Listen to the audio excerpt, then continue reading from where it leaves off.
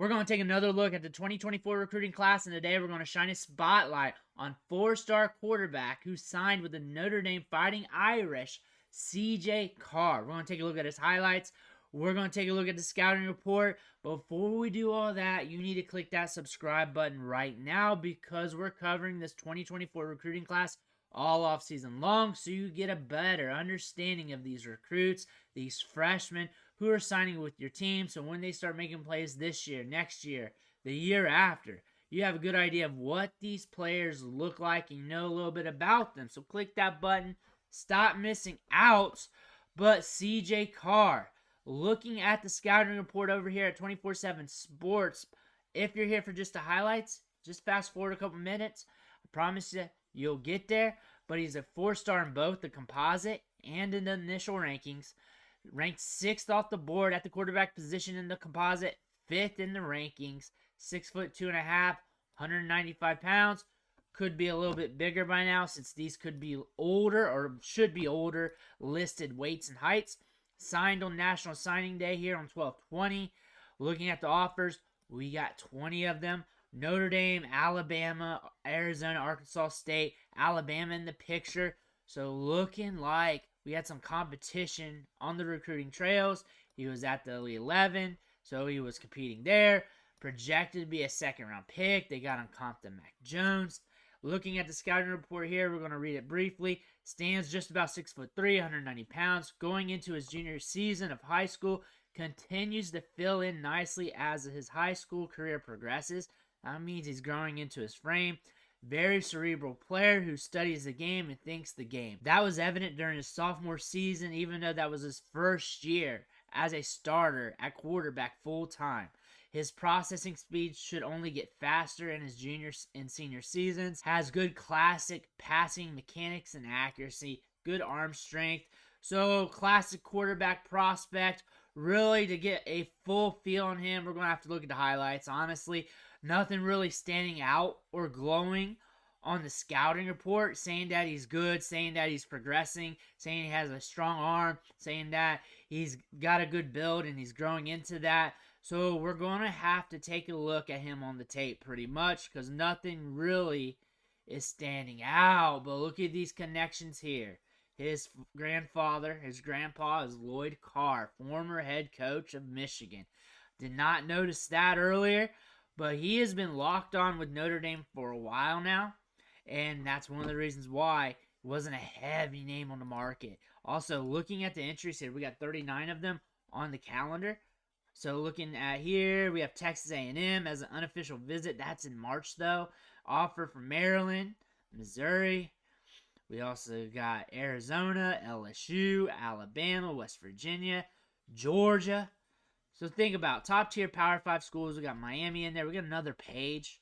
So it's not like slouch schools we're going after them. Power 5 programs. Look at the production here. 2,700 yards, 2,600 yards, 2,600 yards. Again, this was his first time as a full-time starter. 28 passing touchdowns there, so he transitioned quickly. 26, 24. Again, they did not go super deep on the scouting report. That being said, we're going to have to rely on the highlights a little bit. Look at that arm. Look at the accuracy. Look at the mobility. But looking at the rankings here, On3 has him rated on the industry rankings, the average at 6. They got him at 15.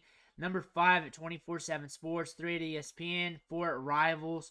4-star prospect all the way down the board. So that's something to look at.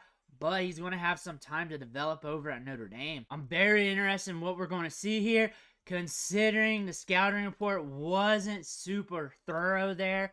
Let's take a look. I got some of his senior season. He did not make a straight-up highlight clip, but he's got clips from different games. And then I got that followed up by clips and highlights from his junior year. So a mixed bag, but almost 7.5 minutes of clips. So let's take a look at CJ Carr real quick. Grandson of Lloyd Carr. So we're seeing him throw it over the middle there. Looking solid there on that play, but it's a sample of one play. But we got it there. Nice catch and run for the score. Going to the next one. So we're going to step back. Going through progressions. It's the same play. Maybe. Yep. Back to back. So again, he looked to the outside and went in. Another short pass. Play was there. I mean, everything checking out, but we need to see more of a sample. Guy wide open. Hits him out in front. Good placement on that throw. Steps back. Mechanics look okay. Puts it up where the wide receiver can get it. 3 yards to the next one. Stepping back. Guy wide open. Easy money on that play. Next one. Step back. A little tighter. Puts it up where the wide receiver can get it.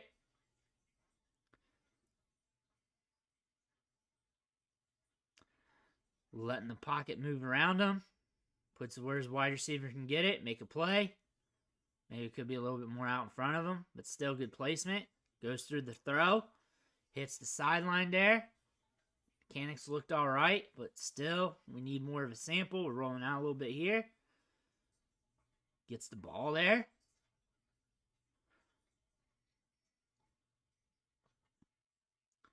Stepping back. Rush coming in. Steps up in the pocket. We're moving up.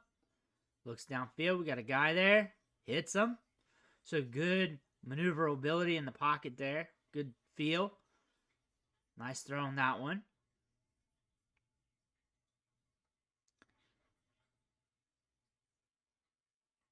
Rolling out here. Getting away. Good keeping his eyes downfield to make that play happen. We're going to step back.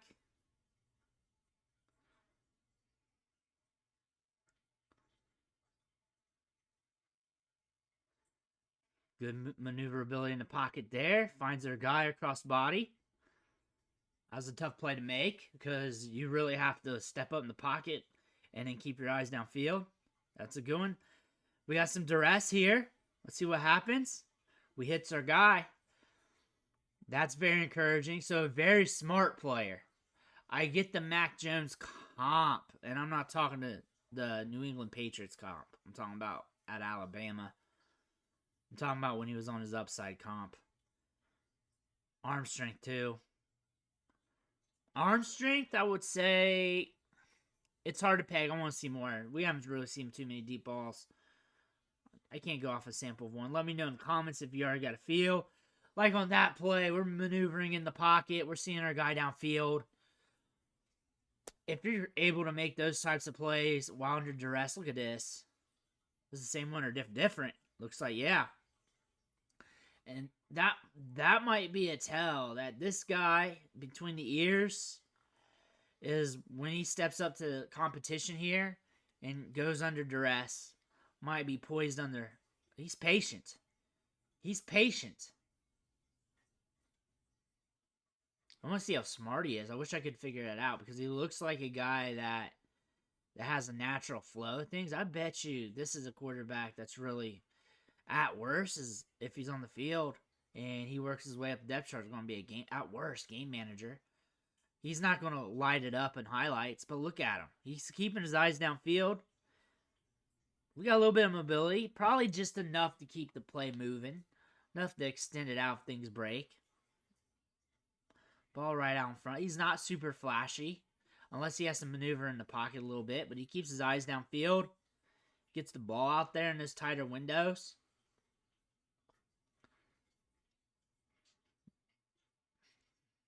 Solid in the pocket. Good pocket presence.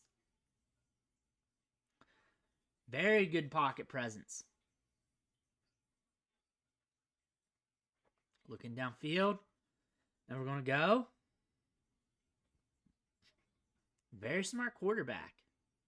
Stays back there in the pocket. Patient. I like his flow. It's different. Back here we're rolling out. I get why the scouting report's kind of brief now. I can kind of get it because he's not going to drop your jaw anywhere. Like, he's just not going to do it. It's not super flashy. But it's more like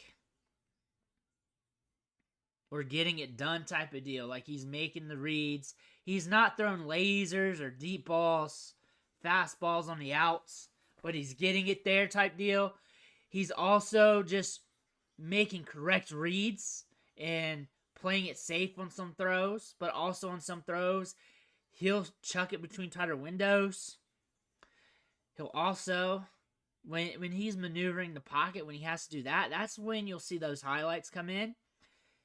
And he's just got good patience. He can read the flow around him pretty good. He's got a good innate feel of what's going on in the pocket around him. Watch his feet.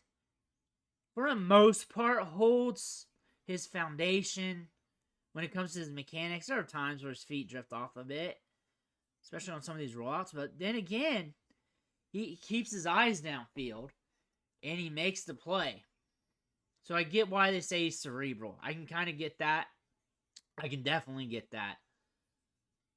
And if he's picking up on things quick, and he's seeing the field very good, that might be an indicator that over a couple years, you're going to see him playing on Saturdays. Especially since he has a very good feel of the pocket. He wings it out there. He's just smart. He's just smart. He's not going to blow your socks off. He's more of a lunch pail quarterback. Makes the right reads. Make the right throws. He's not going to throw you lasers or moon balls. He's not going to roll out over excessively. He's going to hang in there, be patient, keep his eyes downfield, go through progressions. Look at this. Roll out when he needs to. Keeps his eyes downfield and make the throw. He's not taking off too much. And he's got enough speed there to keep the play going at the next level. Not a dual threat. Of course not. But sometimes that's all you need. So this, what they said in the scouting report was correct. That he's very cerebral, very smart. But I think they could have went in more detail because he makes a lot of correct reads. He's not super flashy. He's not a guy that's going to wing you YOLO balls up in the air. Keep throwing deep balls. He's going to take the underneath stuff. And when it is deep, he's going to get it there. And he's not going to be afraid to push it between windows either. We're seeing that on the tape. We're seeing him move in the pocket very well. The pocket broke down a number of times on this highlight tape. And when it did, he held composure very well. Had a good feel of what's going on around him. Made the correct moves while keeping his eyes downfield, while knowing what those wide receivers were doing 10, 15, 20, 30 yards downfield, and then making the play downfield. And he has a good idea of what's going on and what's going to happen in the next few seconds, a good anticipation when it comes to reading the wide receivers and the defense and the flow of what's going on downfield, especially when the pocket's breaking down. Very smart quarterback here. With that being said, considering how cerebral he is, we get in the spring ball, we get in the next year, maybe 2025, 2026, we got some intangibles here where this could allow him to progress a little faster or allow him to progress to the point to get him on the field. Because we see that with his ability to maneuver in the pocket when things are breaking down, step up, make the throw, keep his eyes downfield, the patience, working through trash, it's there. He's going through reads. He's going through his progressions. Very good quarterback prospect. And Carr's got some upside too, because if you're on the field and you can just spin those dimes all over the place and get those assists, kind of like a point guard, and let the offense do the work, man, you might be able to get on the field and do something for Notre Dame. Let me know what you think in the comments below. I want to hear about it. Make sure you hit that subscribe button on the way out. I want to thank you for watching. Catch you on the next video.